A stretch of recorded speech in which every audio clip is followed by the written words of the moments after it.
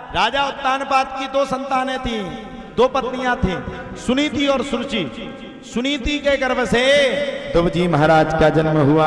बोलो ध्रुव जी महाराज की जय। ध्रुव जी महाराज का जब जन्म हुआ तब तो प्यारे कहा जाता है। दूसरी रानी का नाम था सुरुचि। सुरुचि रानी राजा के साथ रहती थी, और सुरुचि नाम की रानी जब राजा के साथ रहती थी तो एक दिन की बात है, भगवान से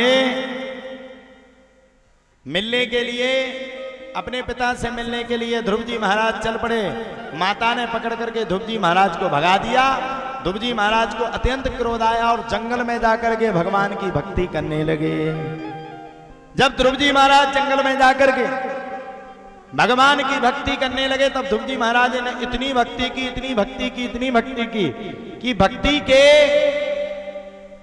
की शक्ति के कारण श्री ध्रुव जी महाराज को मात्र 6 महीने में भगवान मिल गए, और 36,000 वर्ष तक ध्रुव जी महाराज ने पृथ्वी लोक पर राज किया।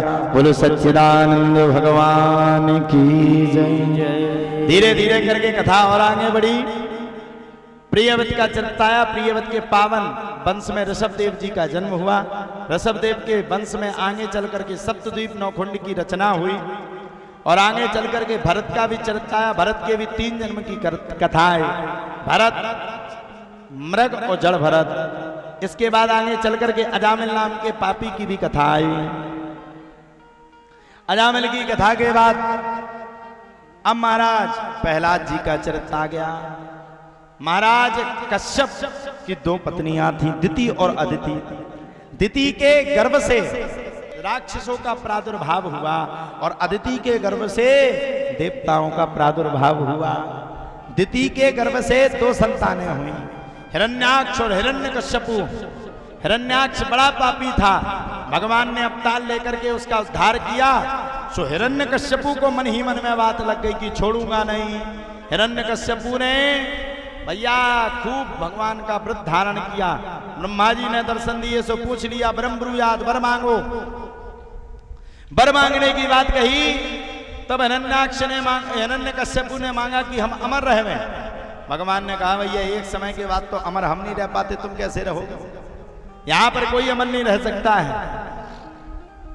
इतनी बातों को सुनकर के ब्रह्मा जी ने कहा कोई दूसरा वरदान मांगो। हिरण्यकश्यपु ने कहा ना दिन में मरूं, ना रात में मरूं, ना सुबह मरूं, ना शाम के मरूं, ना पृथ्वी पे मरूं, ना आकाश में मरूं।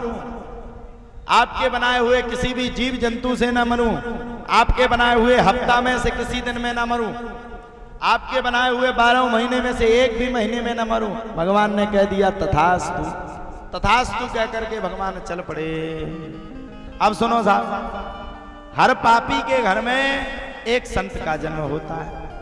अब देखो साहब, भगवान को उद्धार करवाना था, सो 3 संतानें हुई, आह्लाद, सोहलाद, और उसी हिरण्यकश्यपु के घर में स्वयं प्रहलाद जी भगवान, स्वयं प्रहलाद जी महाराज का प्रादुर्भाव हो गया। और कहा भी गया जिसने हरि गुण गाए, जिसने प्रभु गुण गाए, हरि दौड़े चले आए, हरि दौड़े चले आए, प्रभु दौड़े चले आए, हरि दौड़े चले आए, प्रभु दौड़े चले आए, हरि खींचे चले आए। हाँ हाँ, जिसने हरि गुण गाए, जिसने प्रभु गुण गाए, हरि दौड़े चले आए, हरि दौड़े चले आए, प्रभु दौड़े चले आए, हरि दौड़े चले आए। भगवान का प्रादुर्भाव हो गया और भगवान संपन्नता के साथ पधारे। अब प्रहलाद जी से कहा भगवान का भजन करो। भगवान किसको कहते? प्रहलाद जी उल्टा बोलने लगे। हिरण्यकश्यपु को अत्यंत क्रोध आया, होलिका में दहन करवाया, सो होलिका जल गई, लेकिन प्रहलाद जी नहीं जड़े। प्रहलाद जी को बड़ी बड़ी चट्टानों से फेंका गया, लेकिन प्रहलाद जी कहीं नहीं गए। एक दिन तो हिरण्यकश्यपु ने परेशान होकर के प्रहलाद से पूछा, आखिरकार बता तेरा भगवान कहाँ है? मैं तेरे भगवान को सुनना चाहता हूं। आज तुझे बताना पड़ेगा तेरा भगवान किधर है, किस जगह है। इन्हीं सब बातों को सुनकर के प्रहलाद जी ने कहा, बोले महाराज भगवान तो पृथ्वी के कण कण में है, भगवान पृथ्वी के क्षण क्षण में है, भगवान पृथ्वी की जगह जगह पर है। आप कहाँ चाहते हो? बोले क्या तेरा भगवान इस खंभे में है? बोले हाँ। प्रहार किया खंभे में तो प्रहलाद जी महाराज ने जैसे ही कहा वैसे हिरण्यकश्यपु ने प्रहार किया, और जैसे हिरण्यकश्यपु जी महाराज ने प्रहार किया वैसे एक प्रहार में हिरण्यकश्यपु के एक प्रहार में तुरंत खम्मा फट गया और भगवान नरसिंह का जन्म हो गया। बोलो नरसिंह भगवान की जय। नरसिंह भगवान का प्रादुर्भाव हुआ। भगवान नरसिंह ने गिड़गड़ाते हुए बड़े प्रेम के साथ नख लगा करके हिरण्यकश्यपु को छीनना प्रारंभ कर दिया और एक सांस में हिरण्यकश्यपु के उदर पर प्रहार किया और अपने आप उदर फट गया और हिरण्यकश्यपु का उद्धार हो गया।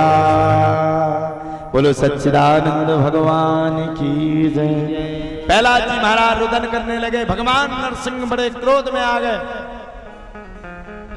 भगवान नरसिंह को मनाया गया। भगवान नरसिंह ने प्रहलाद जी महाराज को बड़ा सुंदर राज्य पाठ दिया, लेकिन प्रहलाद जी महाराज को बस एक ही दुख रहा, मेरा पिता मेरे पास नहीं है। और सच्चा पुत्र वही है जो अपने माता पिता के उपकार को माने।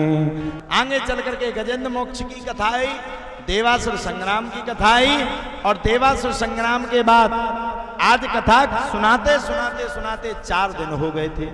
सुखदेव बाबा ने राजा परीक्षित से पूछा, हे राजा परीक्षित अब बताओ मैं तुम्हें आगे की कौन सी कथा सुनाऊं। तब राजा परीक्षित ने कहा, बोले भगवान अब आप मुझे कृष्ण जन्म की कथा सुनाओ। लेकिन सुखदेव बाबा ने कृष्ण जन्म की कथा को सुनाने से पहले राम जन्म की कथा को सुनाया। क्यों सुनाया अब सुन लो। भगवान कृष्ण की है महाराज जी 16,108 पत्नियां हैं, और तुम्हारी अगर 5 ही हो गई तो किड़कों को करके खा जाएगी। एक कहेगी बाजार जाना, एक कहेगी मायके जाना, एक कहेगी डिवोर्स देना, एक कहेगी मरना है, एक कहेगी फांसी लगाना। तो चरित्र तो सुनो भगवान कृष्ण का और मर्यादा रखो। मर्यादा किसकी रखो?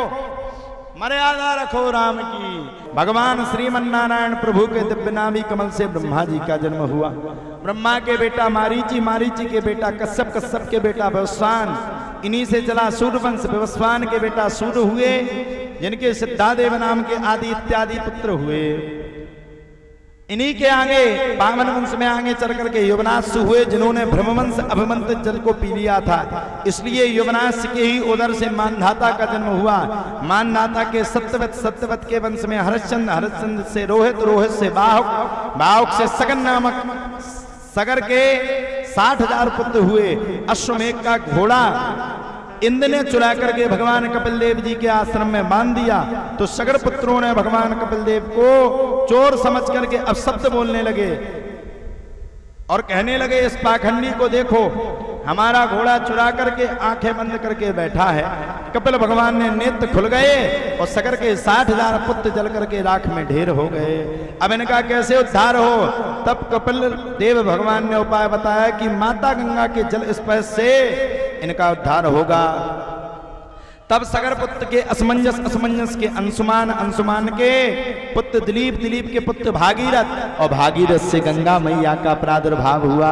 बोलो गंगा मैया की जय। भागीरथ के पीछे गंगा चलते हुए इन्हीं के आगे वंश में सभी सगर पुत्रों का उद्धार हुआ। श्री शुक्राचार्य जी कहते हैं, परीक्षित इन्हीं भागीरथ के वंश में राजा ऋतुपर्ण, ऋतुपर्ण के सौदास, सौदास के असमत, असमत के नारी कवच, नारी कवच के खटवांग, खटवांग के पुत्र दिलीप, और दिलीप के पुत्र रघु, जिससे चला रघुवंश। रघु के बेटा अज, अज के बेटा दशरथ, और दशरथ के यहाँ प्राय संतान की समस्या थी। दशरथ जी महाराज ने बड़ा सुंदर पुत्रेष्टि यज्ञ करवाया। चैत्र के महीने में ठीक 12 बजे दिन पर भगवान राम का प्रकटोत्सव हो गया।